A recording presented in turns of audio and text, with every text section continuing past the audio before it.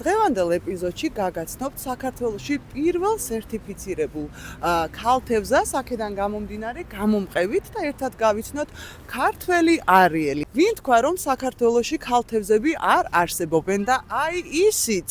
აი ეს როგორი რეკვიზიტები გვაქვს დავაფიქსიროთ. თეონა, მოდი გაეცანი ჩვენს ერთგულ მაყურებელს და ისიც გითხარი, საიდან წამოვიდა იდეა რომ გამختارიყავი ქალთევზა და თანაც სერტიფიცირებული. გამარჯობათ, მე გახლავართ თეონა გაჩეჩილაძე, პროფესიით იურისტი და ახლა უკვე პირველი ქართველი სერტიფიცირებული ქალთევზა. ქალთევზათა მსოფლიო ფედერაციის წევრი, ასევე ფრიდაივერი და სკუბა დაივერი. 25 წლის ასაკში შემექმნა ხერხემლის პრობლემები. საერთოდ არ ვიყავი არასდროს თუ წყალშიც კი ჩასული, ცურვაც კი არ ვიცოდი. წავედი ცურვაზე.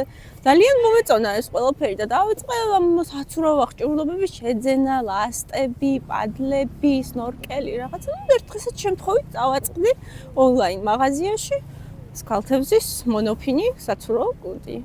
გამოვიწერე, ვიყიდე და მიყო ძალიან პირველად რომ ჩამოვიდა და აი შევხედე აღფრთოვანებული დამჭე შეგრძნება აი ნამდვილი ქალთევზასეებო მისრიალებდი წყალში და შემდეგ მივყევი მოვიდი ინფორმაცია დამატებით და აღმოაჩინე რომ ძალიან ჩვეულებრივი პროფესია არის ეს ევროპაში, ამერიკაში, ჩინეთში პროფესიული ორგანიზაციები არსებობს მყინთავების და აღმოაჩინე რომ ეს იყო ის რაც მინდოდა რომ გამეკეთებინა და ჩემ ქვეყანაში დამენერგა. ფაქტიურად საქართველოში ჯერ არ არსებობს, ხო, შენ შემოიტანე ეს მიმართულება ქალთევზა? და იანვრიდან ვფიქრობ, რომ უკვე კურსებიც დავნერგო, იმიტომ რომ სპეციალურად ამისთვის წავედი ფილიპინებზე, გავიარე ნოლიდან დავიწყე, ავედი ინსტრუქტორის დონეზე და მინდა რომ ახლა ჩემ ქვეყანაში დავეხმარა სხვებსაც რომ აისრულონ წყალქვეშა ოცნებები. აი, რამდენად მოთხოვნადი იქნება შენ როგორ ფიქრობ საქართველოში? პირველ ეტაპზე ვიდეოც კი რო განვათავსე, ორი სხვადასხვა დამოკიდებულება წამოვიდა. ნაწილი ხალხის ძალიან აღფრთოვანებული შევხვდი კომენტარებს, რომ მთელი ცხოვრება ოცნებობდნენ, ბავშვობის ოცნება იყო, ქალთევზობა და დაინტერესებული არიან კურსებით. ნაწილი ცოტა არასერიოზულად მიუდგა, ზოგადად ჩვენ ქვეყანაში ხშირად სიახლეებს არ უყურებენ სერიოზულად. ოჯახმა როგორ მიიღო მაგალითად შენი ეს ახალი პროფესია?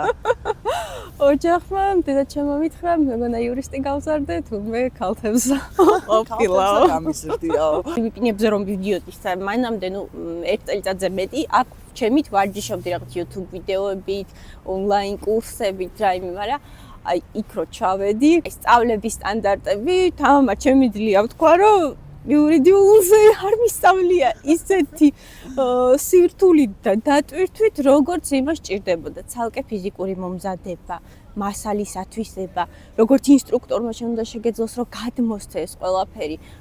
ყველანაირი მომზადების მოცურავისთვის, არამოცურავისთვის, სხვადასხვა კატეგორიის კურსებია, ეს ყველაფერი მათთვის გასაგებად, მარტივად და მხიარულად აუხსნა.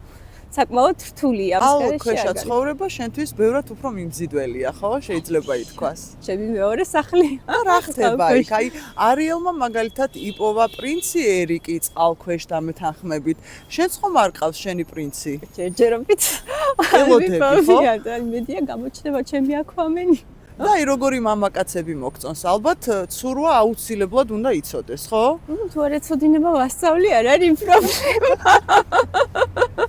თეონა, მანამ სანამ ჩვენ გავხსნით ამ ჯადოსნურ ჩანთას, აუცილებლად უნდა გითხრა რა არის შენი მთავარი სათქმელი. ჩემი მთავარი სათქმელი არის ის, რომ ადამიანმა ყოველთვის უნდა იბრძოლოს თავისი მიზნებისათვის, თავისი ჯანმრთელობისათვის, არა მარტო ქალთევზობა, საერთოდ ცურვა, სპორტი ადამიანისთვის პირველი წავალია. ფიზიკურად, ფსიქიკურად, სულიერად, ყველანაირად და მინდა რომ მოუწოდო საზოგადოებას, რომ მეტად ჩაერთონ სპორტულ აქტივობებში და იპოვონ, ასე ვთქვათ, თავისი ბედნიერება და ჯანმრთელობა. ძალიან კარგი, ძალიან მე აუცილებლად გავითვალისწინებ და დადგა დრო, ესე იგი გადავიდეთ ჯადოსნური ჩანთის გახსნაზე. გავხსნა მე? გავხსნათ. აბა, გავხსნათ ერთად და ვნახოთ როგორია ქალთევზის კუდი. მეც უნდა მოვირგო სხვათა შორის, მეც უნდა მოვიდე შენთან. მობრძანდით იანვრიდან დავიწყე სპორტული აქტივობები და განსაკუთრებული ჩემი საყვარელი კუდი ამერიკული KPL-ის ბრენდის. აჰა, კუდი. მოდი აი ესე ავდგეთ. თლიანად იცნევა. თლიანად ამოდის წელამდე. აჰა. ფეხები განთავსდება აქ და ჩემი საყვარელი კუდით. და ამითი ცურავ ხოლმე. კი.